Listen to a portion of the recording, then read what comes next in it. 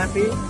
அதே மாதிரி நம்மளோட முன்னோர்கள் இதே நாள் நம்மளோட ஆகஸ்ட் 15 அதுக்கு முன்னாடி பெரிய ஒரு சவாலான ஒரு நாளாக இருந்தது. அதுக்கப்புறம் பார்த்தீங்கன்னா சுதந்திரம் கிடைச்சி 1947 அப்புறம் சுதந்திரம் கிடைச்சி நம்ம இன்னைக்கு நிம்மதியாக இருக்கோம் அப்படின்னா அதுக்காக உயிர் தியாகம் பண்ணின அனைத்து இந்தியன் இதுக்காக உயிர் தியாகம் பண்ண அனைவருக்குமே நம்ம நன்றி கடன் பட்டிருக்கோம் இந்த நேரத்தில்.